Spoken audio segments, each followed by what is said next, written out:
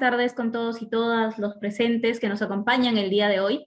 A nombre de la Universidad Nacional Toribio Rodríguez de Mendoza y el Instituto de Investigaciones Antropológicas y Arqueológicas de Cuelap, les damos la más cordial bienvenida al evento que estamos presentando el día de hoy titulado Amazonía precolonial hacia la comprensión de su pasado y devenir histórico, que estará el día de hoy a cargo del Magíster Ricardo Chirinos.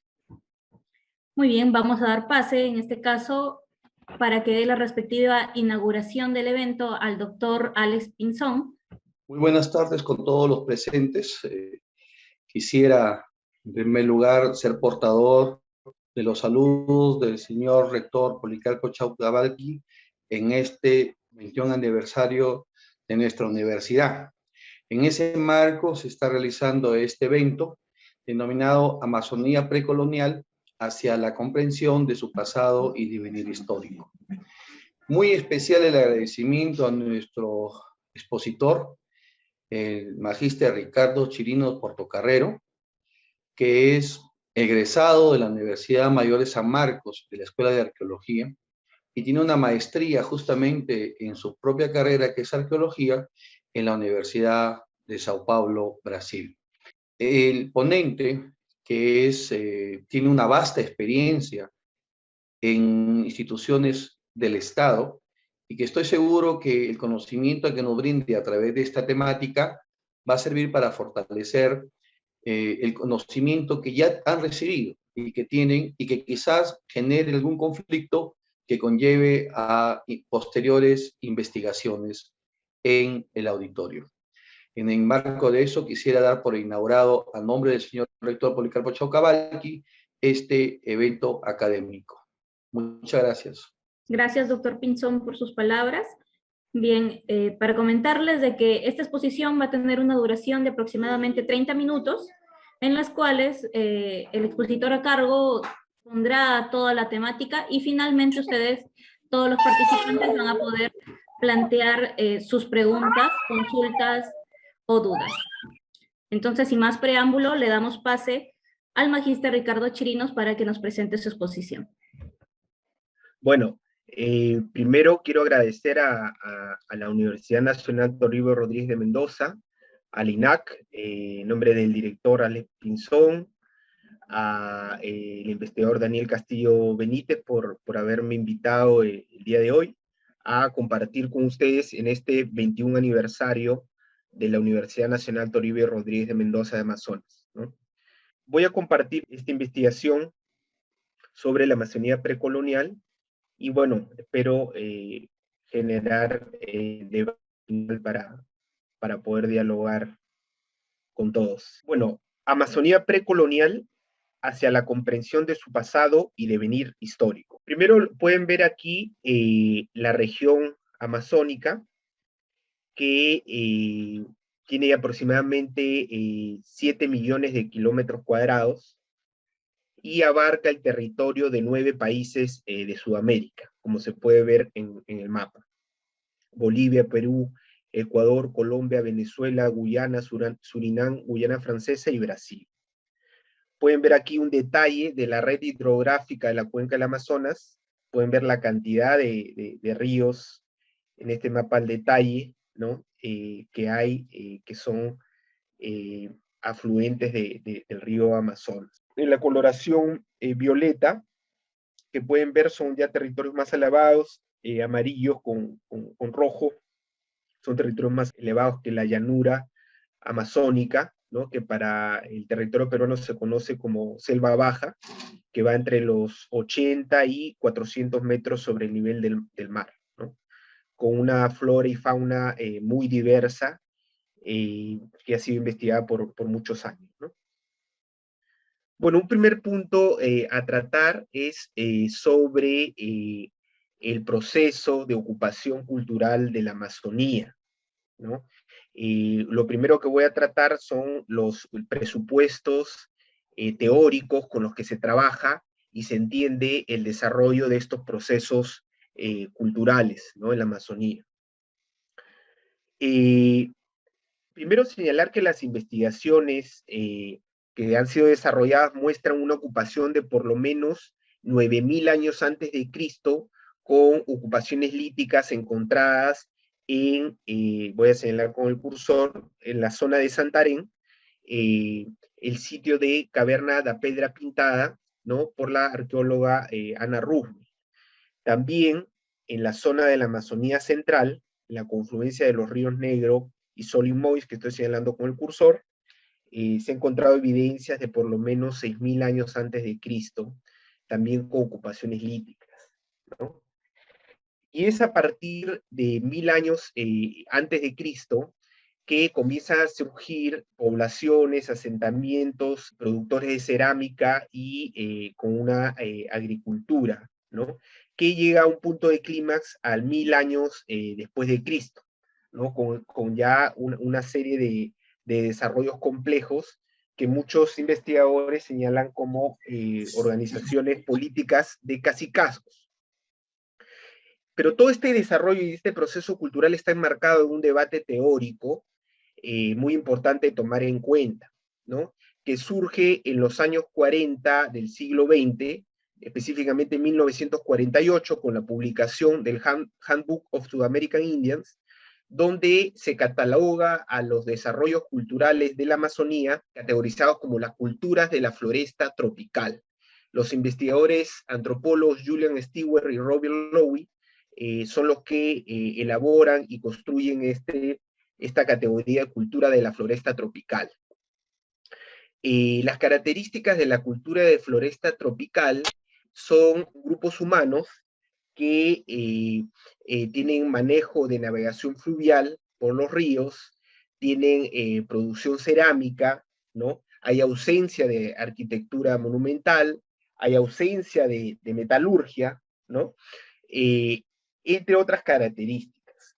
Este modelo teórico y esta categoría de cultura de floresta tropical no solo muestra características específicas de los pueblos amazónicos, sino también lo coloca en un desarrollo evolutivo comparado a otras culturas de la zona de Sudamérica, ¿no? Y de América, ¿no? Las culturas amazónicas estarían en un patamar evolutivo comparado a los cazadores-recolectores de otras regiones o a tribus marginales, ¿no? Tal como dice el Handbook of South American Indians, en relación, por ejemplo, a grupos cazadores-recolectores de la Patagonia y de otras partes de América. Y bajo este postulado, bajo este presupuesto teórico, ¿no? Estudiantes de Julian Stewart, arqueólogos, Betty Meyers y Clifford Evans, en los años 50 comienzan a desarrollar investigaciones arqueológicas en la cuenca amazónica, ¿no?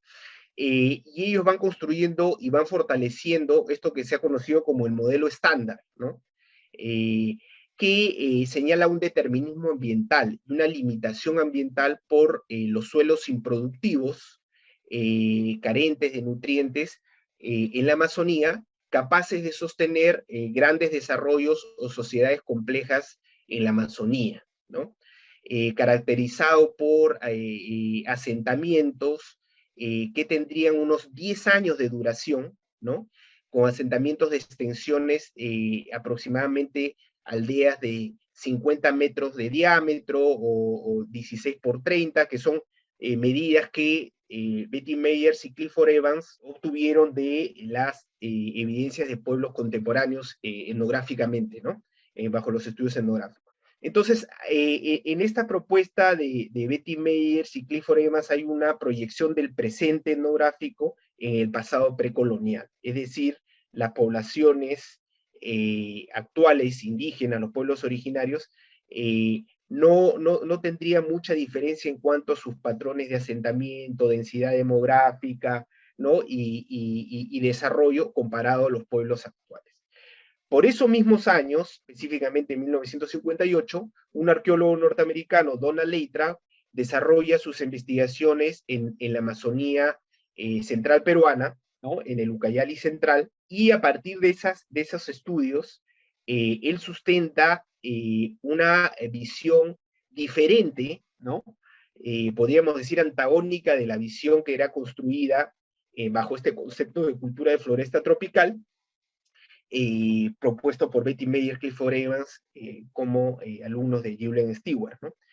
Donald Leitra propone más bien que no, se tratan las comunidades amazónicas de comunidades sedentarias, comunidades que tenían una ocupación de larga duración, una secuencia ocupacional de larga duración en la Amazonía, con grandes asentamientos y con una complejidad social importante, ¿no? Justo aquí tenemos imágenes, entonces pueden ver a la imagen izquierda fotos de Donald Lathrop, ¿no? Cuando enseñaba en la Universidad de Illinois, y en algunos debates de arqueología amazónica, y al lado derecho pueden ver a Betty Meyers y Clifford Evans cuando iniciaban sus estudios en la Amazonía. La influencia ha sido grande para los arqueólogos amazónicos, específicamente la influencia de Betty Meyers en la arqueología peruana también ha sido importante. Es más, la última publicación importante que ha salido de arqueología amazónica, que ha sido el número 31 del boletín del CAP, del Centro de Antropología Aplicada peruana, un compendio que trabajó Daniel Morales Chocano con Ana Mujica, se inaugura en el año 2008, que salió publicado, se inaugura con un texto de Betty Meyers en que sigue sustentando justamente sus presupuestos en torno al determinismo ambiental, a las limitaciones ecológicas para el desarrollo de grandes poblaciones, ¿no? Y las características que comenté, ¿no? Como un desarrollo marginal de las culturas amazónicas. Entonces, este debate, sobre todo en la arqueología peruana, sigue siendo presente, ¿no? Y aquí vamos a mostrar parte de las implicancias de estos debates y también de evidencias que se han ido encontrando en las investigaciones de arqueología amazónica. El libro fundamental de Donald Lathrop, donde sustenta sus presupuestos, ¿no? de sociedades complejas, sedentarias, de larga duración en la Amazonía, es el libro El Alto Amazonas, ¿no? De Upper Amazon, que fue hecho en 1970, y donde sintetiza la información de su tesis doctoral, como las tesis doctorales de sus estudiantes, más de 10 tesis doctorales, ¿no? Y que con seguridad es el libro tal vez más importante que se ha escrito sobre el pasado precolonial, ¿no? De la Amazonía, ¿no? Este libro fue editado en su versión española en el año 2010 por Santiago Rivas Panduro, arqueólogo amazónico peruano fallecido recientemente, y por el Instituto UNERRUNA, del cual soy parte. También tuve que ver como parte de los trabajos para la traducción de este importante libro, ¿no? Los trabajos de Donald Lathrop se centran en el Ucayali central. Acá pueden ver un detalle, este es el mapa de Sudamérica, hay un cuadrante en la zona central de la Amazonía central peruana, donde Donald Lathrop realiza sus trabajos de investigación, específicamente en Yarinacocha, en Ucayali, ¿no? Muy cerca a Pucallpa. Establece una propuesta, un cuadro cronológico para la Amazonía, ¿no? En la propuesta de Donald Lathrop, en los diferentes valles, un valle que es muy importante, es esta zona que le pone acá como Manaus, que es la Amazonía central brasileña, porque para Lathrop, este lugar de la Amazonía central, entre el río Negro y el río Solimões, es el lugar donde se habría originado el desarrollo de las sociedades complejas de la Amazonía, y a partir de ahí se habría difundido en la Amazonía continental, que lo vamos a ver más adelante. Un tema central en estos debates es la dicotomía de Barcia y tierra firme. Acá podemos ver un gráfico que explica didácticamente de qué se trata, ¿no? Tenemos un río amazónico que estoy marcando con el cursor, ¿no es cierto?, a la margen al lado derecho de la imagen, y tenemos adyacente al río zonas inundables, que son conocidas como las zonas de Barcia, ¿no? Y zonas más elevadas que son conocidas como la tierra firme. Entonces, ustedes saben, están los ríos amazónicos, los grandes ríos amazónicos que forman barcias, ¿no? Pero la mayor cantidad de territorio amazónico es zonas de tierra firme, ¿ya? ¿Qué es lo que dice Lathrop y investigadores que lo siguieron posteriormente, como Robert Carneiro en los años 70 o Anna Roosevelt en los años 80, ¿no? Es que justamente estas zonas de barcia, por traer los nutrientes de los ríos que vienen de los Andes, generaban nutrientes importantes en estas zonas, que son zonas inundables, es decir, se llenan de agua en determinado tiempo en el año, se secan, y estas zonas son por excelencia áreas para cultivos y que podían tener buena productividad y sostener poblaciones densas, ¿no? Y permanentes en el tiempo. Esta es la propuesta de Lathrop, Anna Roosevelt, Robert Carneiro, y eso. Obviamente las sociedades no estaban asentadas acá, ¿no? William Denevan, años posterior al desarrollo de Lathrop, señala que obviamente los sitios relacionados con Barcia estaban adyacentes, en colinas adyacentes a la Barcia, ¿no? Pero vinculado obviamente a la producción de Barcia. ¿Qué es importante señalar? Que tanto Lathrop como Carneiro, Anna Roosevelt, siguen partiendo de un determinismo ambiental en la medida, ¿no? Al igual que Betty Meyers o Clifford Evans, en la medida que solamente se hablaba de la posibilidad de desarrollo de grandes asentamientos precoloniales en estas zonas.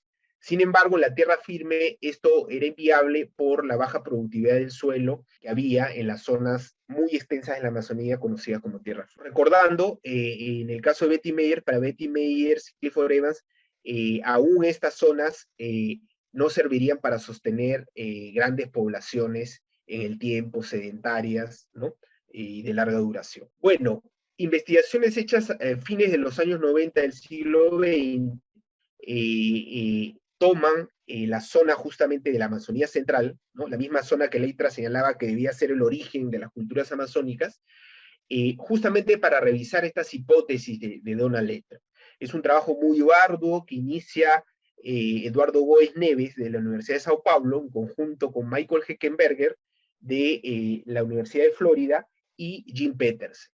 Ellos trabajan aquí, en esta área. Yo pude ser parte del equipo de este proyecto entre el año 2003 y 2007, donde desarrollé mi tesis de maestría, y voy a explicar un poco los detalles por la importancia de la zona y los aportes que tiene para la arqueología continental amazónica, ¿no? En esta área de confluencia, este es el río Negro, estoy señalando el cursor, y este es el río Solimões, ¿no? Para el lado peruano, este río Solimões lo conocemos como río Amazonas. Para el lado brasileño, es la confluencia del río Negro con el río Solimões que forman el río Amazonas. En esta área de interfluvio se ha encontrado, en esta área de confluencia de estos dos grandes ríos, se han encontrado más de 100 sitios arqueológicos, con ocupaciones que van desde los 300 años antes de Cristo, ocupaciones sedentarias, ¿no? Desde los 300 años antes de Cristo hasta el 1500, ¿no? Con la llegada de los españoles. También se han encontrado evidencias líticas de por lo menos 6000 años antes de Cristo. Voy a mostrar 3 casos para que se entienda estos asentamientos grandes y de larga duración. Voy a hablar de un sitio Azutuba, que está justamente en la vera del río Negro, el sitio Laguiño, que está en la vera en la Barcia del río Solimões, y también el sitio Osvaldo, que está en la zona de interfluvio, zona de tierra firme, ¿no? En la zona donde estoy señalando, que es la zona del lago de Limón. Podemos ver acá el sitio Azutuba, ¿no? Que tiene más de 900 hectáreas, ¿no? Es un sitio gigante, con una ocupación multicomponencial de fases cerámicas que se conoce como Azutuba en 300 años antes de Cristo, Manacapurú, Paredón y Guarita, ¿no? Tipográfico el sitio Azutuba, que se puede observar. Este es el sitio, este es otro sitio, es el sitio Laguiño, que es en la zona de Barcia del río Solimões, que tiene aproximadamente 20 hectáreas, con montículos muy grandes y con depósitos de tierra pretaduindio de más de 2 metros de profundidad. Ustedes pueden ver en la foto inferior estos depósitos de más de 2 metros de profundidad de la tierra pretaduindio y que llena de cerámica. Este es el perfil, ¿no? Es increíble la cantidad de cerámica que hay en estos sitios. En la foto superior, que es un sembrío de papaya, ¿no? Cultivo de papaya, donde se puede observar la cantidad de materiales arqueológico de cerámica en el suelo. Esta es una reconstrucción, son imágenes del proyecto Amazonía Central de Eduardo Góes Neves. Esta que estoy mostrando, esta es una reconstrucción para National Geographic de lo que habría sido el sitio de Laguiño, ¿no? Se puede ver, voy a señalar con el cursor la zona de Barcia, ¿no? Este es el río Amazonas, la zona de Barcia, que se están haciendo los cultivos, y en la parte alta de la colina tenemos los grandes montículos donde se habían construido las casas, las malocas multifamiliares. Hay gran cantidad de estas malocas, y cabe destacar una empalizada, es decir, habría tenido una empalizada defensiva, ¿no? Con madera, ¿no? Tipo de muro defensivo de la aldea, lo que muestra que para este año, que es el año 1000 años después de Cristo, había ciertas tensiones entre las comunidades, ¿no? Este sitio de tierra firme, ¿no? Es el sitio de Osvaldo. Este es el levantamiento topográfico, está el lago de Limón, es aquí donde yo hice mi tesis de maestría, ¿no? Voy a comentar con más detalle más adelante, y se ve una concentración cerámica y de terra preta en la zona que estoy marcando, ¿no? Todos esos circulitos son las profundidades de tierra preta y de la cerámica que hay en la zona, ¿no? En la parte baja se puede ver el perfil topográfico, que se ve que es prácticamente plano, ¿no? Una pequeña elevación y prácticamente plano, y está rodeado por este lago de Limón, que lo estoy señalando, está con estas líneas horizontales celestes. Todo eso está en el municipio de Irandúa, ¿no? Muy cerca de Manaos, en la zona de confluencia del río Negro y Solimões. Aquí ven las excavaciones del sitio Osvaldo. Es un depósito de 1 metro de profundidad de tierra preta, también lleno de cerámica. Más adelante voy a hablar más detalle de este sitio.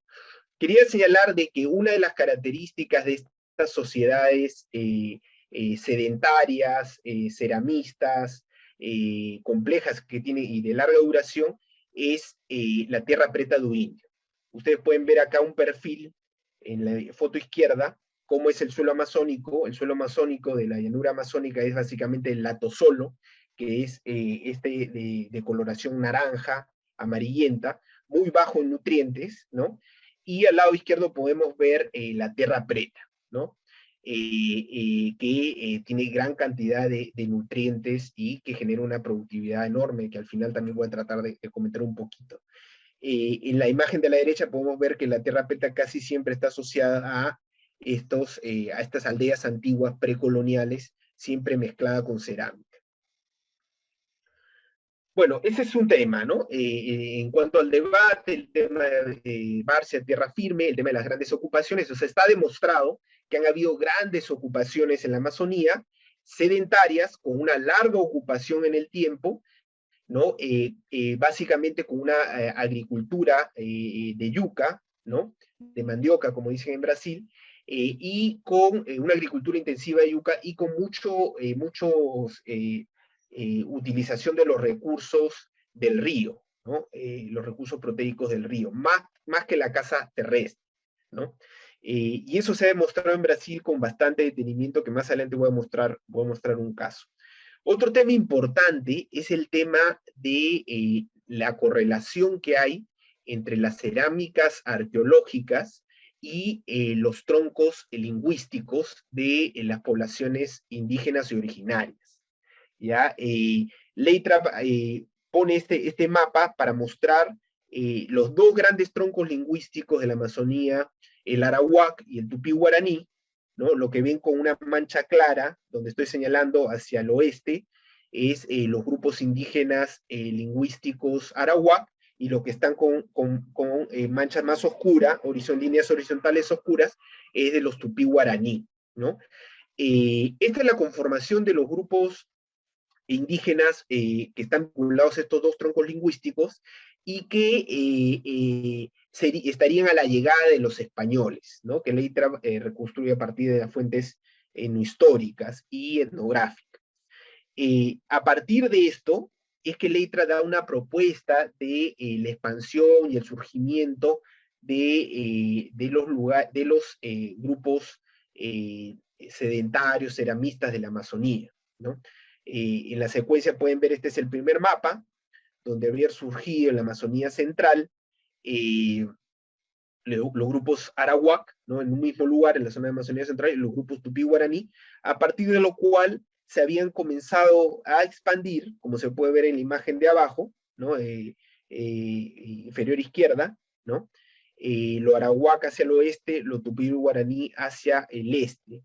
ya conforme pasaban los años, la expansión continuaba, los arawak llegaba hasta la zona del Orinoco y llegaba a la Amazonía peruana, la zona del Ucayali, ¿no? Y lo tupí guaraní se dirigía hacia la boca del Amazonas y posteriormente, como en la imagen superior, bajaba hacia el sur de la Amazonía brasileña.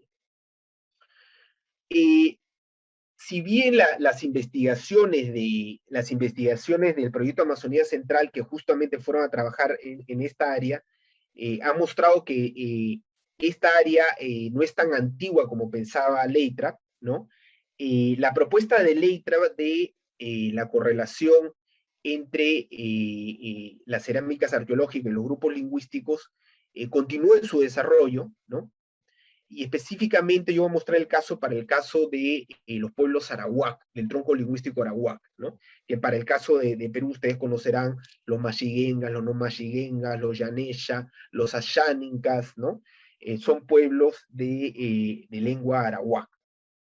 Entonces, uno de los investigadores de la Universidad de Florida, Michael Heckenberger, desde fines de los años 90 del siglo XX, comenzó a desarrollar, a continuar con esta propuesta de Donald Leitrap. Básicamente lo que proponía Leitrap es que los grupos lingüísticos arawak estaban relacionados con un tipo de cerámica que se conoce como la cerámica barrancoide, ¿no? En este mapa de Michael Heckenberger podemos ver los diferentes grupos del tronco lingüístico arawak que se encuentran en la Amazonía continental, ¿no? A diferencia de Leitrap, Heckenberger plantea, obviamente por las evidencias arqueológicas, que el lugar de origen, el lugar más antiguo de los grupos arawak estaría no en la Amazonía central, como señalaba Leitrap, sino en la zona del noroeste amazónico, cercanos a la zona del río Orinoco, ¿no? Como pueden ver en el marcador, justamente estos circulitos que dice número 10. A partir de eso, Heckenberger, con otros investigadores como Santos Granero, propone un modelo de diáspora arawak. Un poco podemos ver los sitios de la cerámica barrancoide, los sitios arqueológicos de esta cerámica barrancoide, ¿no? Que tienen una duración de 1000 años antes de Cristo, a aproximadamente al 1000 después de Cristo, ¿no? Podemos ver los diferentes sitios de la cerámica barrancoide que hay a lo largo de la Amazonía, ¿no? Acá podemos ver en el Ucayali central, Upaiya, este complejo localizado por Leitrap en el Ucayali central, ¿no? Y Cumancaya también. Aquí Leitrap pone algunos de los materiales cerámicos relacionados con esta cerámica barrancoide, son apliques, ¿no? Modelados, como pueden ver acá, estos apliques, en la imagen de la izquierda, estos apliques, cada una de estas letritas que ustedes ven corresponde de característica de esta cerámica que está difundida en toda la Amazonía. Asimismo, esta tradición cerámica se conoce como modelo inciso, cerámica inciso, ¿no? Alguna de las formas incisas que encuentra Leitrap en el Ucayali central, ¿no? Relacionado a este complejo Upaiya. ¿Por qué es importante hablar y por qué estoy tomando este ejemplo de la correlación entre la cerámica barrancoide y el grupo lingüístico arawak, ¿no? Porque podemos analizar la complejidad de las sociedades amazónicas a través de estos ejemplos, ¿no? Una de las características de los grupos arawak, investigado tanto a nivel arqueológico, histórico y etnográfico, es el sedentarismo, la jerarquía y la regionalidad, lo que constituiría un etos arawak. Es decir, estructuras simbólicas que se mantienen en el tiempo y en el espacio con los grupos arawak. Entonces, lo que pueden ver acá, una de las características de estos grupos, aparte de la cerámica barrancoide, es que se conforman en aldeas circulares, ¿ya? Lo que pueden ver acá en la imagen izquierda es una aldea circular del Alto Xingu, ¿no? Histórica. Pueden ver las unidades residenciales donde estaban. Son unidades residenciales que están alrededor de un espacio abierto, una plaza pública, ¿no? Las unidades residenciales, muchas veces unidades domésticas, gravitan alrededor de esta plaza pública. Estas manchas negras que pueden ver acá son manchas de los basureros, ¿no? De las lilleras que están detrás de las unidades residenciales. Y en la imagen derecha se puede ver una aldea circular contemporánea de los grupos Yagualapití, también grupo Arawak, ¿no? Pueden ver las unidades residenciales, el espacio público, ¿no? Y en el medio de la plaza pueden ver una pequeña casa que es conocida como la Casa de los Hombres, ¿no? Bueno, primero hablar del sedentarismo. El sedentarismo está caracterizado en los grupos arawak en base a una agricultura intensiva de yuca, de mandioca. Por otro lado, consumía muchos recursos de los ríos, proteína de los ríos, más que de la casa terrestre, ¿no? Y eso, se ha visto que las aldeas arawak tienen una larga duración en el tiempo. Por otro lado, la jerarquía se basa en la organización social política de estas comunidades, ¿no? Primero notar acá que la conformación propia de las aldeas circulares encierra una complejidad, ¿no? Y una estructura simbólica clave, ¿no? E importante en la reproducción vital de la sociedad. Por ejemplo, la aldea, los puntos clave de la aldea, ¿no? Están colocados en los puntos cardinales, ¿no? Por ejemplo, la casa del jefe está casi siempre colocada al norte, en el punto cardinal norte, ¿no? La casa, la maloca multifamiliar, colocada en el sur, que estoy señalando acá como ejemplo, ¿no? Es normalmente la casa de los familiares en ascendencia de la línea del jefe, ¿no? Ese es norte-sur. Y este y este-oeste se marcan los puntos del paso del movimiento solar, ¿no? Del movimiento solar. Entonces, la conformación de la aldea guarda primeramente esta organización en relación a los puntos cardinales, y que obviamente tiene reflejos en relación al paisaje, tiene reflejos, tiene consecuencias. El movimiento de las constelaciones, como saben, es clave para el manejo productivo en cuanto a los periodos que afectan el ciclo productivo agrícola, por ejemplo, ¿no? Todo eso se constata en las aldeas arawak. Por otro lado, se nota que hay una centralización del poder en los grupos arawak, ¿no? Que tiene que ver con el orden de nacimiento de las personas. O sea, dependiendo del orden del nacimiento, pertenecen a diferentes segmentos de los grupos arawak, ¿no? Por ejemplo, los grupos de élite, ¿no? Normalmente el jefe es el jefe y es el que maneja, y la línea del jefe, ¿no? De parentesco es el que maneja el acceso a la plaza, ¿no? El acceso a la plaza donde se hacen los rituales entre comunidades, donde se hacen las lecturas de la genealogía, en los rituales que se llevan a cabo en estos grupos arawak, ¿no? Hay todo un tema de manejo, lo señaló muy claramente, ¿no? El espacio público está más vinculado a los hombres, el espacio doméstico, o sea, las unidades residenciales más vinculado a las mujeres, ¿no? Hay esas contraposiciones duales, pero a diferencia de otros grupos, los grupos arawak tienen esta diferenciación social por el orden de nacimiento y su vínculo con la línea de los jefes, ¿no? Con la línea familiar de los jefes. Y el otro tema es el tema de la regionalidad. La regionalidad muestra que a diferencia de otros grupos, los vínculos entre las aldeas arawak es mucho más fuerte en la medida que tienen una estructura simbólica común, en la medida que guardan una ideología y una cultura común, ¿no? Como patrones de comportamiento morales comunes, ¿no? Es más, se ha visto el intercambio entre comunidades arawak, se comparten mucho los rituales entre los jefes y se comparten los vínculos entre las élites de los grupos arawak.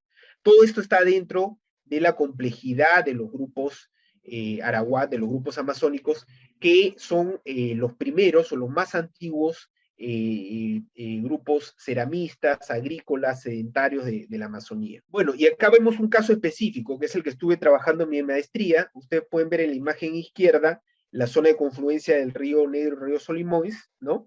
Pueden ver en la tierra firme este punto 9 que estoy señalando con el cursor, que es el sitio Osvaldo, ¿no?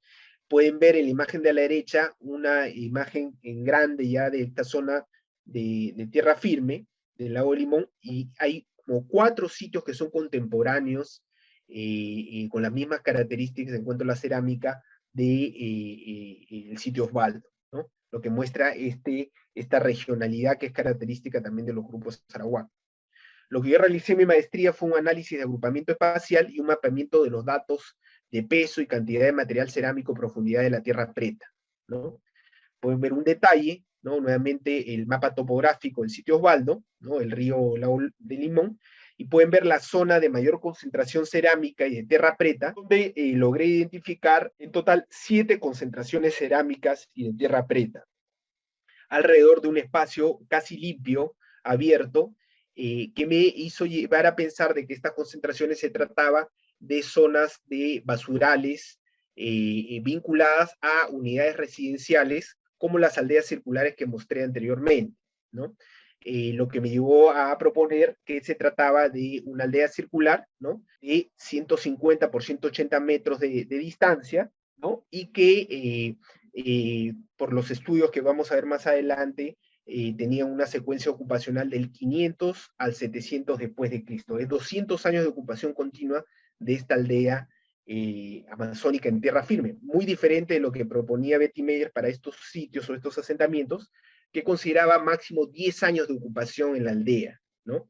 Nuevamente acá la imagen de las excavaciones, ¿no? Un metro de profundidad de depósitos de tierra preta asociadas a cerámica, el perfil de las excavaciones, ¿no? Con justamente la cantidad de cerámica y muestras de carbono que se dataron. Este perfil se dató completamente para entender la secuencia ocupacional. Pueden ver aquí una modelación software que se llama Surfer, donde se puede ver en estos círculos concéntricos las zonas de mayor concentración de cerámica y tierra preta, que muestra justamente la confirmación de estas concentraciones vinculadas a basurales de unidades residenciales alrededor de una plaza, ¿no? Un poco el detalle que bota este programa. Y acá el análisis de las dataciones radiocarbónicas en el perfil estratigráfico, que como señalé muestran este desarrollo entre 500 y 700 después de Cristo. Lo interesante es que hice un análisis de cerámica de más de 20.000 fragmentos cerámicos, ¿no? Y pude encontrar que las 7 concentraciones cerámicas tenían ajuares muy similares en cuanto a la diversidad y de la variabilidad de las formas cerámicas, lo que quiere decir que podía ser reproducción cerámica en unidades domésticas que tenían similares funciones, ¿no? En su desarrollo, ¿no? Aquí parte de las cerámicas y las formas que reconstruimos. La cerámica asociada a este sitio es conocida como la fase Manacapurú, que es parte de esta tradición barrancoide, modelo, inciso, ¿no? Con apliques característicos de esta tradición barrancoide vinculada a los grupos arawak. Una característica importante fue que se encontró en la concentración número 1 esta estatueta, que se puede ver ahí en la imagen. Es característico de los pueblos barrancoides que hay muy pocas evidencias de objetos rituales como este, ¿no? Que no tienen una funcionalidad, vamos a decir, doméstica, diaria, cotidiana, y sí tienen una funcionalidad ritual, ¿no? Hice todo un trabajo de entender su iconografía y encontré vínculos con zonas del noroeste amazónico donde se ha postulado la existencia de un ícono A, ¿no? Lo postuló Rachel Domatov en los años 70, 80, que está vinculado con los rituales del vuelo chamánico, ¿no?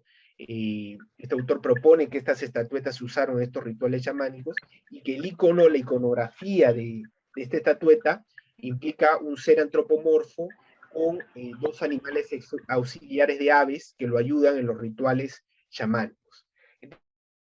Entonces, con esta cerámica, con este tipo de evidencia, se constata que había práctica del chamanismo en esta aldea del 500 años después de Cristo, en el sitio Osvaldo, Pero no solo eso, sino que también se constata algo que es muy importante comentarlo, que es el chamanismo no solo como un trabajo de especialistas, ¿no? Sino muestran que existe un principio ontológico, una cosmovisión de los pueblos amazónicos de esta época en relación a una cosmopolítica, es decir, a una interacción entre seres humanos y seres no humanos, ¿no? Para poder generar todas las actividades, ¿no? Y garantizar la productividad, por ejemplo.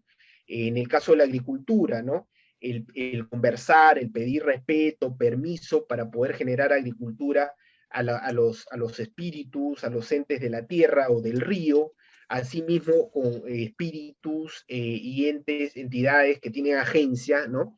De diferentes plantas y animales, por ejemplo, para la caza o, por ejemplo, para la agricultura o, por ejemplo, para medicina, ¿no? Prácticas que son todavía mantenidas en muchos grupos amazónicos en la actualidad. Y esto es muy importante porque muestra otra forma de relacionarse con el medio ambiente, otra forma de relacionarse en la búsqueda de acuerdos con otros sujetos y no tanto desde una perspectiva de objeto, de una naturaleza objetivada, ¿no?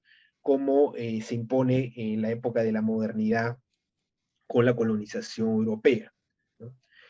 Bueno, fue muy importante los aportes de esta tesis porque por primera vez se definía el patrón de asentamiento de esta fase de cerámica Manacopurú, de la tradición barrancoide, en la Amazonía central. O sea, por primera vez se reconstruía este patrón de asentamiento de circulares. El tema de las similitudes y diferencia de las concentraciones cerámicas también es muy importante, porque hay una diferencia entre la concentración 1, ¿no? Que correspondiente a una unidad residencial, con las otras unidades residenciales, con los desechos de las otras unidades residenciales, ¿no? Y es que la concentración 1 es donde se ha encontrado mayor cantidad de cerámica y también se ha encontrado mayor cantidad de fragmentos decorados. Por otro lado, es el lugar donde se ha encontrado esta estoteta cerámica, ¿no? Es interesante notar que sabemos que esta figura del chamán en los grupos amazónicos, en algunos lugares, en algunas aldeas, está relacionado con las funciones también de jefe. Es decir, el jefe muchas veces también es el chamán de la aldea. Muchas veces el chamanismo contribuye a esta centralización del poder, ¿no? En otras aldeas es diferente, ¿no? Chamanes están vinculados más bien a procesos de descentralización, ¿no? Del poder de estas aldeas.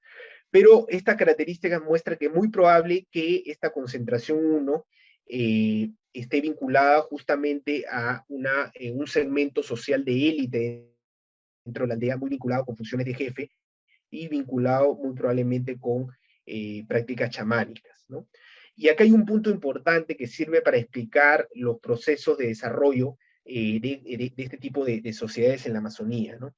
Como se puede ver en esta aldea que hemos estudiado, pero también en los diferentes sitios que estudia el proyecto Amazonía Central, se muestra que hay una consistencia de dos principios en la organización social, ¿no? Uno de igualdad, que se puede ver en las unidades domésticas, en la producción de su cerámica, en las actividades productivas de base que se necesita para la reproducción vital de la comunidad, y también principios de jerarquía, como hemos visto para el caso de las aldeas arawak, y como creo que podemos observar en el caso de la aldea que hemos estudiado. Estos principios de jerarquía, como comenté, está relacionado a un segmento social de élite vinculado al tema del orden de nacimiento y a la línea de parentesco del jefe, ¿no? Y vinculado a estas organizaciones del espacio como espacios públicos restrictivos, como es la plaza, ¿no? Y donde se hacen todos los rituales políticos, religiosos, ¿no? Que muestran otro principio, o sea, un principio de jerarquía y un principio de igualdad. Y la tensión entre estos dos principios son los que llevarían a que aldeas de este tipo, como hemos mostrado, han tenido 200 años de ocupación, llegue un momento en que se desarticulen, ¿no? Se desarticulen y surjan nuevas aldeas en diferentes lugares, ¿no? Y esto es importante, ¿por qué? Porque este principio es tal vez la base, esta tensión entre estos dos principios tal vez es la base de que no se hubieran desarrollado grandes jefaturas supralocales, ¿no? a lo largo de la Amazonía, o la formación, por ejemplo, de estados, ¿no? en la Amazonía. Sin embargo, podemos decir que la complejidad que encierran estos asentamientos, como los que les he mostrado en el caso de los grupos arawak, ¿no? Podemos señalar que hay una presencia de cacicazgos en la Amazonía central, y esta presencia de cacicazgos tendrían una forma específica, ¿no? Que son estas formaciones sociales psíquicas, es decir, grandes asentamientos permanentes donde estos dos principios en tensión, ¿no? Con procesos de centralización de poder, pero procesos también de descentralización, y que llevarían a que estos sitios arqueológicos, como podemos ver, estos grandes asentamientos encontrados en el proyecto Amazonía Central, en la zona de la Amazonía Central, se deshabiten en lapsos relativamente no muy extensos de tiempo. Es decir, grandes asentamientos que tienen un tiempo como el estudiado 200 años, pero que se desarticulan, ¿no? De imprevisto, y no generan la posibilidad de generar sociedades aún más complejas, como por ejemplo estados, ¿no? Bueno, y finalmente, para ir cerrando, el tema de la Amazonía andina, que es muy importante para el territorio peruano, ¿no? Como verán, aquí tenemos estas líneas horizontales en claras, son el llano amazónico, conocido en el Perú como la selva baja, de 80 a 400 metros sobre el nivel del mar, pero tenemos áreas que están, acá estoy señalando con el cursor, que están pegadas a la Amazonía, que son las áreas de selva alta, ceja y selva, ¿no? Que podemos ver acá, ¿no? Que están a lo largo de los Andes. Y estas áreas intermedias son fundamentales para poder entender la interacción de los pueblos amazónicos y los pueblos andinos. Y esto lo digo también pensando en que ya desde los años 20, de 1920, ¿no? Julio C. Tello, ¿no? Propuso que para el surgimiento de la civilización andina claramente debió estar influenciado y con aportes significativos de las culturas amazónicas. Eso en base, obviamente, a la iconografía que le encuentra Chavín y que encontramos en casi la totalidad de los sitios formativos, ¿no? Iconografía vinculado a fauna amazónica, ¿no? Entonces, Tello ya de los años 20 proponía esto, y esto fue continuado por Donald Lathrop en los años 70, Carl Sauer también en los años 60, y otros investigadores recientemente. No es lamentable que desde la época de Lathrop hasta la actualidad no hay investigaciones fuertes, no hay apoyo tampoco del Estado para poder desarrollar investigación en el llano amazónico. Son pocos los esfuerzos que se han desarrollado y de trabajo que hay que resaltar, como el de Daniel Morales Chocano en la cuenca del Chambira, o Santiago Rivas Panduro, ¿no? En Quistococha, un hallazgo muy importante en Loreto de Tierra Preta. La tierra más antigua que se encontró en la Amazonía la encontró Santiago Rivas, aparte de sus estudios en Balsa Puerto con los petrolifos, o en las cuencas Pastaza Morona, con gran cantidad de sitios formativos en la Amazonía, ¿no? Pero son esfuerzos aislados y con poco presupuesto, que no han permitido el desarrollo de investigaciones más profundas, ¿no? Más del 60% del territorio peruano es amazónico, y sin embargo las investigaciones son demasiado reducidas. Es una labor muy importante la que tiene en manos el Instituto de Investigación de Arqueología y Antropología Cuelap de la Universidad Nacional Toribio Rodríguez de Mendoza para desarrollar esto. Es interesante acá, yo voy a mostrar 3 ejemplos, uno de la Amazonía Central, otro de la Amazonía Andina Central, otro de la Amazonía Andina Norte Central y otro de la Amazonía Norte, ¿no? He de destacar algo que mostró Lathrop en los años 70, la importancia de esta curva del Marañón. Le dedicó un capítulo en su obra, esta curva del Marañón, porque es el paso natural donde, como podrán ver, la vegetación de selva cruza parte de los Andes y es la zona más cercana vinculada a la costa. Estas zonas de intercambio antiguo de Amazonía, Andes y costa, obviamente desarrolló sociedades muy complejas, como fueron estudiadas inicialmente por Rojas Ponce, con el sitio Guayurco, y que fueron continuadas posteriormente y con los hallazgos muy importantes de Quirino Olivera, ¿no? Primero, en la Amazonía norte central, podemos ver esta cerámica antigua encontrada por Leitrap en el Ucayali Central, tutiscaíno, ¿no? De más o menos 2000 años antes de Cristo, y que encuentra semejanzas estilísticas con los periodos tempranos, como Kotosh o Chavín, ¿no? Proponiendo ya una ruta de interacción desde épocas del formativo temprano entre la Amazonía y los Andes, ¿no? Posteriormente vemos influencia de Chavín hacia el Ucayali Central con la fase cerámica Yaquimo temprano, ¿no? Entonces, esto está mostrando que desde épocas muy antiguas está habiendo esta interacción entre los pueblos amazónicos y andinos, y que la contribución de la Amazonía en el surgimiento de la civilización andina es fundamental. No se puede entender, yo creo que no se podría llamar civilización andina, debería llamarse civilización andino-amazónica, ¿no? Porque solamente en la interacción, en el intercambio de grandes desarrollos como lo que estamos viendo, es que surgen fenómenos civilizatorios como el caso de la civilización andina, civilización andino-amazónica.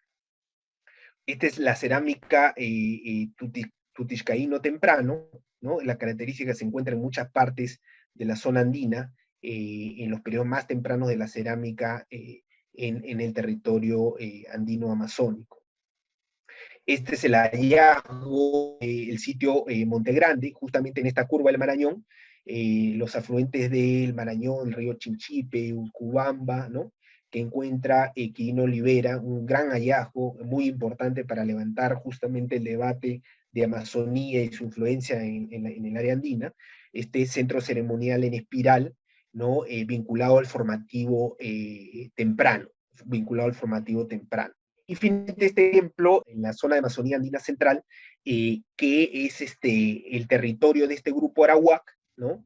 Los Yanesha, ¿no? Los Yanesha, que es el territorio que pueden ver, que está en esta coloración naranja, pero también es un gran trabajo el que ha hecho Richard Chase Smith, el Instituto Bien Común, con el Instituto Bien Común, que ha reconstruido el mapa histórico-cultural de los Yanesha, y que podemos ver que está vinculado a la Amazonía Central, pero también recorre todos los Andes, los zonas de nevados, y hasta llegar a la costa con caminos especiales vinculados con caminos antiguos, como la red del Capañán, ¿no? Que muestra un intercambio y una comunicación y un manejo del territorio de los pueblos yanesha, por lo menos desde el intermedio temprano vinculado a lo que es la cultura Lima, ¿no? Del 0 al 600, 700 después de Cristo, ¿no?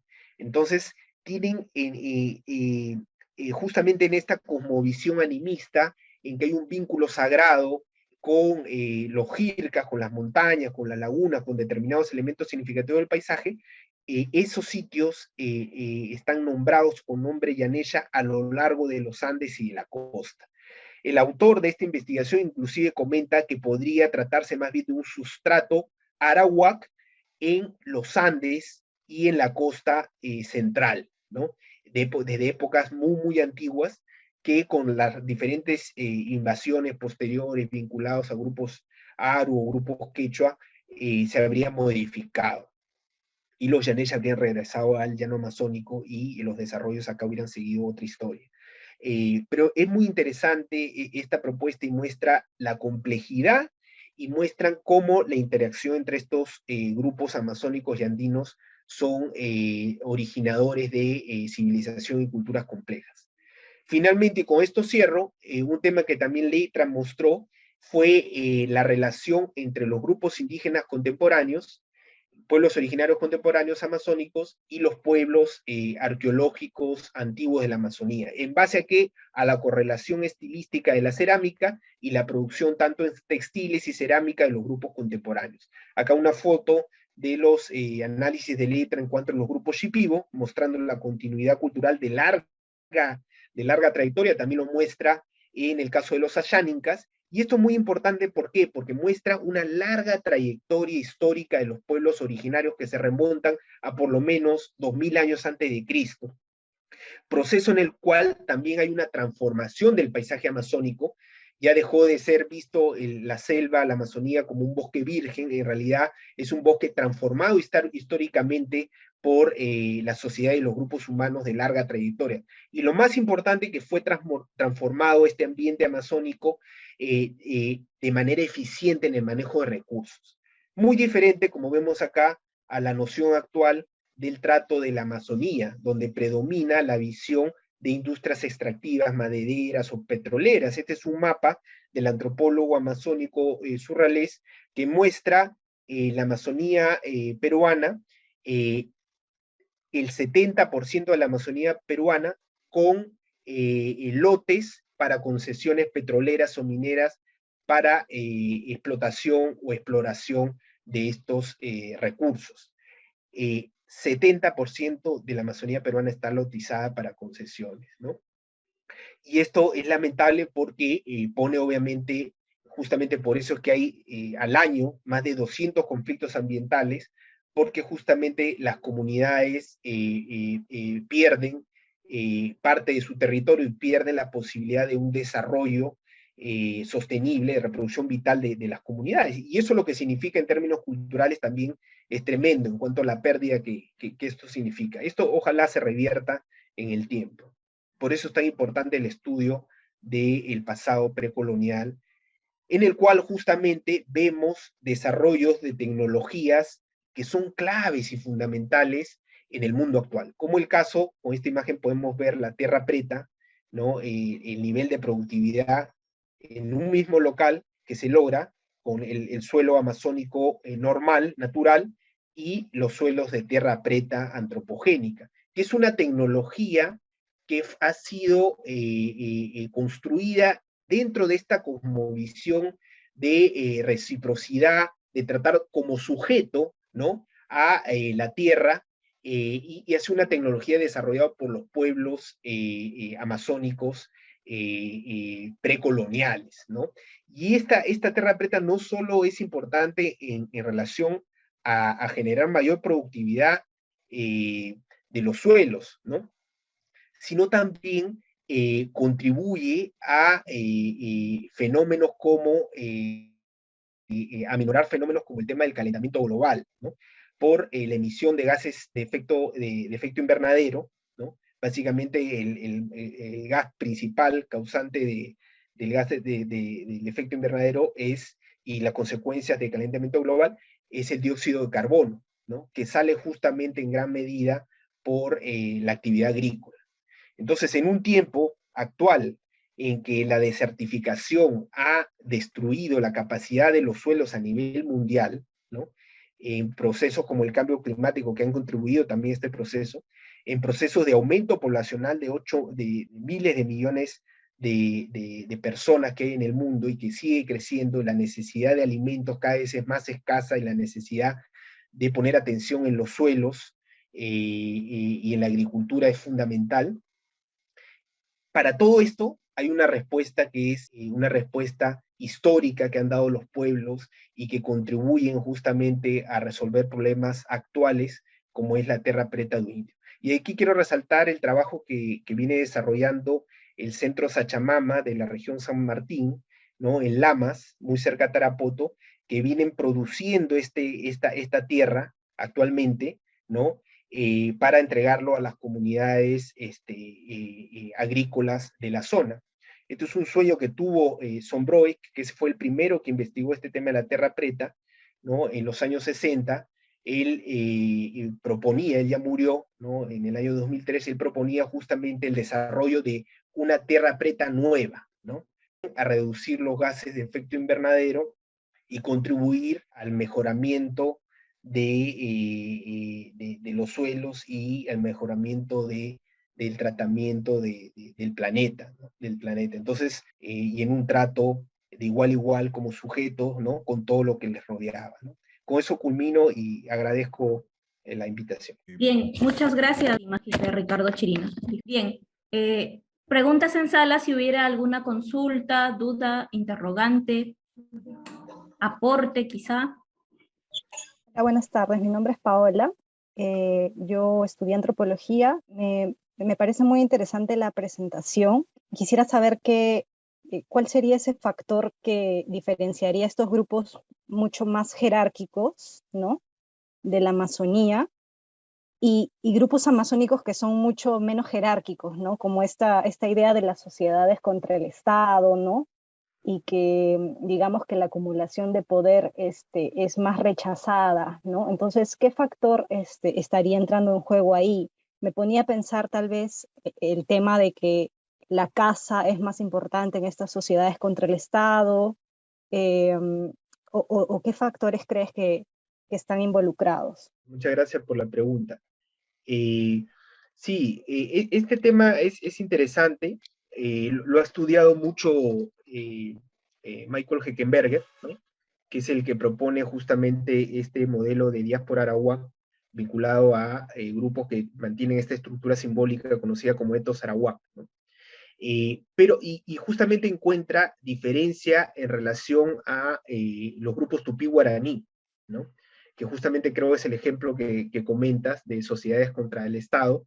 Creo que es el trabajo de Pierre Clastres, si no me equivoco, ¿no?, que muestra justamente la imposibilidad de centralización política, ¿no? Y efectivamente hay muchas diferencias entre grupos arawak y grupos tupí-guaraní. El hecho es que nosotros vamos con modelos teóricos, ¿no? Y tenemos que tener cuidado de que esos modelos teóricos no sean como, digamos, los que tapen la realidad y las dinámicas territoriales, ¿no? Yo creo que los pueblos resuelven su vida de la mejor manera que pueden resolverla, y hay pueblos que tienen algunas opciones y hay otros pueblos que tienen otras opciones, ¿no? Yo creo que ese puede ser el caso de la diferencia entre los tupí-guaraní y los grupos arawak, ¿no? Los grupos arawak.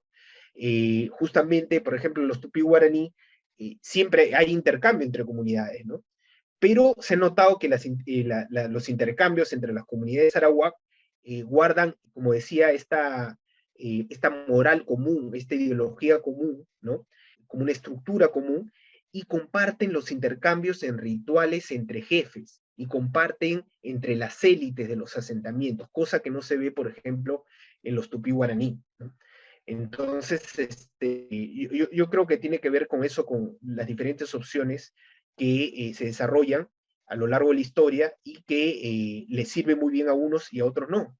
Lo cierto es que los arawak, bueno, es parte de mi tesis también, ¿no? Me llama mucho el desarrollo de estos pueblos. Ya de inicios del siglo XX, un investigador, Schmidt, en el Brasil ya proponía justamente características similares en los grupos arawak. Eso se podría señalar con respecto a estas diferencias entre estos desarrollos, ¿no? Ahora, obviamente, el tema de complejidad social no solo está restringido, en el caso de los grupos precoloniales, a lo arawak, ¿no? Ahora lo he utilizado solo como ejemplo, ¿no? Porque, por ejemplo, lo tupí-guaraní está vinculado al tema de la tradición policrómica de la Amazonía, y sabemos que por el año 1000 de nuestra era hubo un gran desarrollo a lo largo de toda la Amazonía, ¿no? Que generaron también sociedades complejas. Hay un trabajo interesante que, si es que no lo has podido revisar todavía, de un investigador brasileño del Museo Nacional de Río, se llama Carlos Fausto, que se llama, su tesis doctoral que salió publicada, se llama Inimigos Fiéis, ¿no? Que hace un estudio de unos grupos Paracaná, que son grupos tupí-guaraní, y ahí muestra él, en su análisis histórico, cómo estos grupos tienen aldeas, ¿no?, sedentarias, con agricultura, pero en un lapso de tiempo corto, y deciden dejar las aldeas y entran en formas nómades de cazador, de caza y recolecta, ¿no?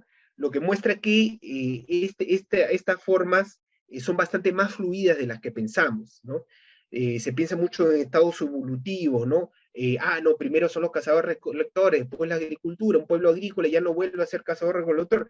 En la Amazonía hay una fluidez de estos procesos, pero que no tienen que ver con las limitaciones ambientales, ¿no?, que es justamente lo que analizaba al inicio, que es la base de la construcción de los modelos teóricos en relación a la Amazonía, sino tiene que ver más bien con opciones políticas. Por ejemplo, con el caso de los Paracaná, es básicamente con esta constante guerra, o guerrilla, como se dice, entre grupos Paracaná, ¿no? Por lo que deciden dejar aldeas que son sedentarias y volverse cazadores-recolectores.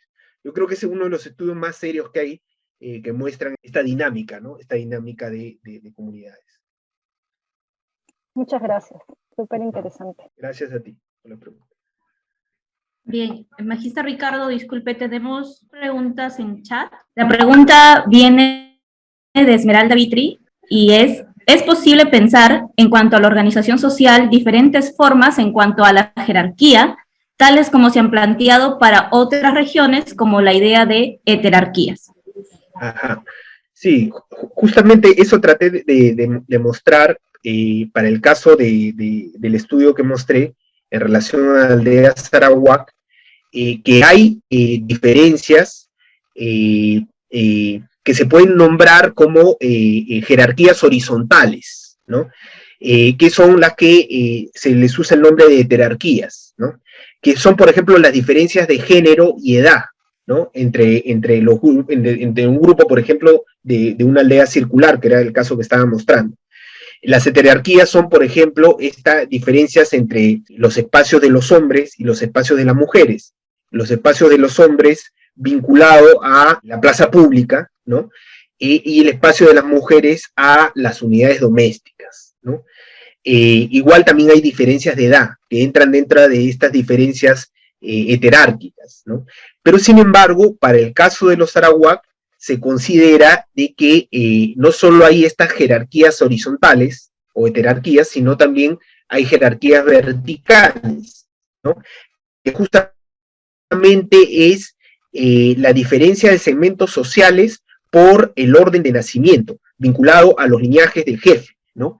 Entonces, dependiendo del orden de nacimiento, hay grupos que están considerados en una segmentación social diferente, manejan y crean y recrean su poder a través de rituales políticos y religiosos, ¿no? Que se dan en la aldea. Esa es la diferencia y esa es la idea de una presencia de jerarquía vertical para el caso de los grupos Sarawak, ¿no? Para el caso de los grupos Sarawak. No sé si respondí, bien, pero creo que por ahí va la... Sí, yo creo que si tuviera alguna contrapregunta la va a plantear en algún momento. Por otro lado, Elvis Chugna consulta sobre en qué sitio arqueológico de la Amazonía peruana se encuentra el fechado más antiguo de ocupación humana y dónde se encontrarían los posibles orígenes de la civilización. Los fechados más antiguos de la Amazonía, en el caso de grupos ceramistas, ¿no? Agrícolas, son lo que ha trabajado Donald Leitrap. Justo el libro que hemos sacado para el público que esté interesado, el libro del Alto Amazonas, la traducción al español, la podemos compartir por correo. Puedo entregar, ya entregué un PDF a la universidad. Si les escriben por correo, por favor envíele, porque hay un desarrollo ahí importante para los interesados en Amazonía. Entonces, en el caso de los grupos ceramistas, obviamente los hallazgos de Leitrap y sus alumnos, que marcan más o menos 2000 años antes de Cristo para el desarrollo de cerámica, ¿no? Es creo que los fechados más antiguos que hay en cuanto a grupos ceramistas.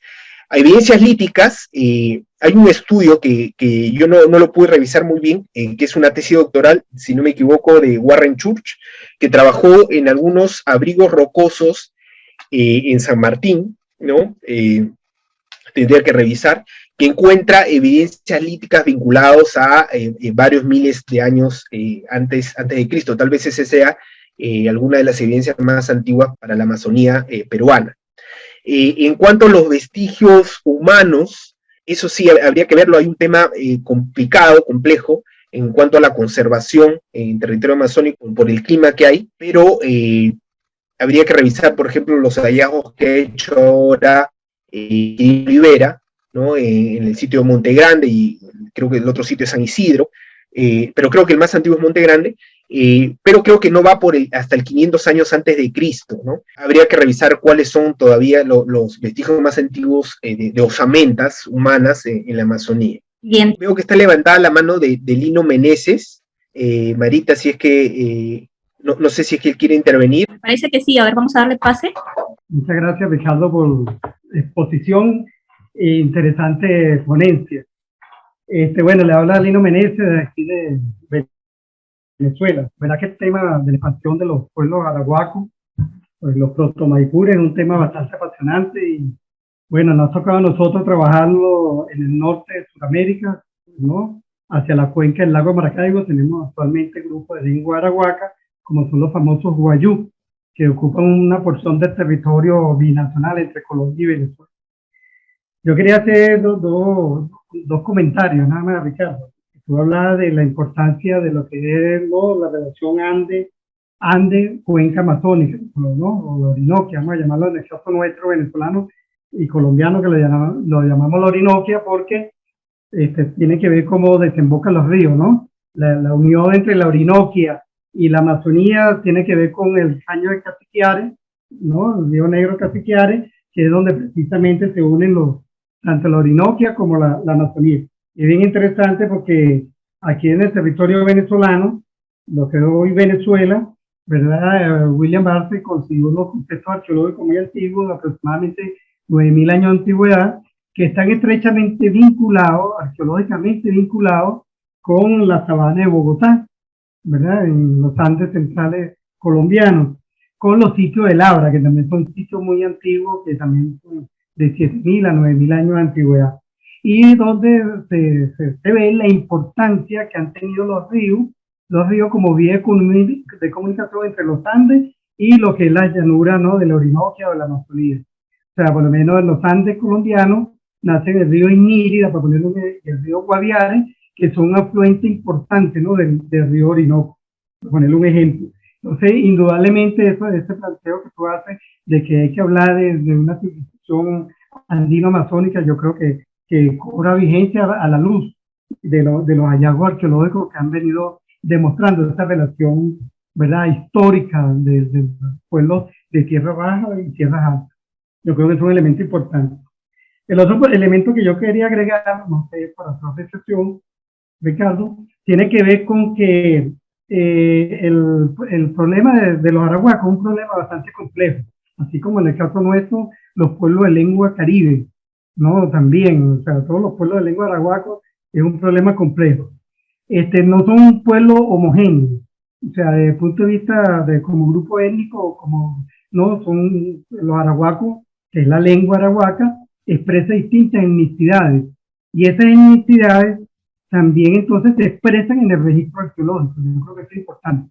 Por lo menos es distinto, para ponerte un ejemplo, ¿verdad? La etnicidad que expresan los guayú, a pesar de que desde el punto de vista del visual y desde el punto de vista de la lingüística, podemos decir que son pueblos arahuacos, la etnicidad que expresan como grupo étnico es distinta a lo de los guarequenas, que no ocupan o habitan en lo que es la Amazona venezolana, y ambos son un grupo, ¿verdad?, arahuaco, y todo esto tiene que ver con la separación histórica que han tenido, la distancia histórica de la separación de uno y los otros para constituirse como grupo. Entonces yo creo que, bueno, existe una diversidad grande de pueblos arahuacos, como los guarequenas, están los baré, están los piapocos, son una cantidad de pueblos en el caso del territorio nuestro, ¿no?, y Colombo venezolano, y que, bueno, cada uno expresa su etnicidad distinta, que debería expresarse también en el registro arqueológico. Por lo menos los trabajos de Zucchi, aquí en Venezuela, y de Silvia Vidal, evidencia que, bueno, buena parte de los territorios que hoy en día están ocupados por los piapocos y por los baré, no hay cerámica barrancoide. Lo que hay es una cerámica que nosotros le llamamos aquí en Venezuela, que es la fase nericagua, ¿no?, que es también una cerámica muy antigua, que la incisión juega un papel extremadamente importante, pero no está asociada con la cerámica de barrancoide, que, bueno, somos un hombre de sitio de Barranca, que no en el Orinoco Medio de Venezuela. Entonces, es un elemento importante que yo creo que tenemos que considerar en función de que cuando estamos excavando yacimientos arqueológicos, ver cuáles son, ¿verdad?, las evidencias arqueológicas que nos permiten a nosotros verdaderamente asociar el contexto arqueológico que estamos trabajando con un grupo determinado de lengua arahuaca. Yo creo que eso es importante tenerlo presente, lo hago como un comentario por la diversidad étnica que tenemos nosotros, ¿no?, del grupo lingüístico arahuaco, que sabemos que, bueno. Lo otro que es interesante, quería comentar, y es un aporte que hace Silvia Vidal, el problema de la jerarquización, de la jerarquía, que tú bien lo has tratado magistralmente en tu exposición. decía Silvia Vidal que uno de los elementos que también expresa la jerarquía social, la jerarquización social, tiene que ver con el lugar donde se encuentran ubicados los yacimientos, los contextos arqueológicos, ¿verdad? Los yacimientos de primer orden que estarían ubicados en los ríos principales, ¿verdad? Seguramente son sitios fundamentales para determinar la jerarquía que tiene con yacimientos de segundo orden, que por lo general están ubicados en caños o ríos de segundo orden. Y eso, ella dice Silvia Vidal y Alberto Azuki, que tiene que ver con el origen, ¿verdad?, ritualístico de cada asentamiento. Esto aplica aquella aquella famosa tesis de Robin Fox, del estudio de parentesco, sobre los procesos de fisión y fusión, y cómo ellos, a través de la escisión y la fusión, van ocupando el territorio en cuanto a la expansión. Entonces, los territorios más antiguos ocupan jerárquicamente superior, y definitivamente están ocupando los ríos principales. Y los ríos secundarios los vienen ocupando gente que se ha extinguido, o patrias que se han extinguido, y que están ocupando territorios que no están en los ríos principales, por lo tanto, a veces tienen que ver, bueno, el problema de las tierras pedestres, todo eso, tienen que generar todo ese proceso para ir adquiriendo jerarquía social. Bueno, pero eso es parte de una bibliografía que manejamos aquí en Venezuela, que la podríamos compartir y fortalecer el trabajo. De todas maneras, muy agradecido, ¿verdad? Y te felicito por la exposición que has realizado. Muchas gracias, Lino. Muy importante lo que comentas. De hecho, eso último que has comentado, se cuenta en el caso del proyecto Amazonía Central, comienza a trabajar en fines de los años 90, y de ahí se han producido varias tesis de maestría, tesis de doctorado, y se ha ido construyendo cada vez la complejidad mayor, ¿no es cierto?, que encierra las dinámicas de los pueblos antiguos, ¿no? Inclusive se ha comenzado a encontrar algunos sitios que estarían trabajando algún tipo de especialización, se ha encontrado todo un tema de redes, ¿no?, de los asentamientos, que ya ahorita ya era un poco largo de detallar, pero eso que cuentas sobre el tema de los sitios antiguos y jerárquicamente vinculados a un mayor poder, ¿no? Me parece sumamente interesante, ¿no? Y con seguridad el Orinoco para justamente este tema Araguá, que es fundamental, ¿no?, para poder entender los procesos que se desencadenaron posteriormente, ¿no? Tienen los sitios más antiguos vinculados a esta tradición. Agradecer los comentarios finales de Lino Meneses, de Venezuela, el doctor Lino Meneses, y de Cristian Vitri también. Gracias. Bien. Por otro lado, Elvis Chugna nos comenta de que los únicos fechados publicados por Quirino Olivera para Montegrande corresponden al año 510 al 390 a.C. Inclusive los fechados de la doctora Ruth Shady para Bagua son más antiguos, de 1300 a 200 a.C. Y agradece al magíster Chirino por la exposición y los alcances brindados. Saludos desde Bagua. Muchísimas gracias y buen detalle sobre esa especificidad cronológica. Muchas gracias. Bien, finalmente hay más agradecimientos por los aportes y por la exposición. Para finalizar, el profesor Daniel de repente quisiera comentarnos algo. Agradecer la participación de esta exposición magistral que Ricardo nos ha hecho llegar.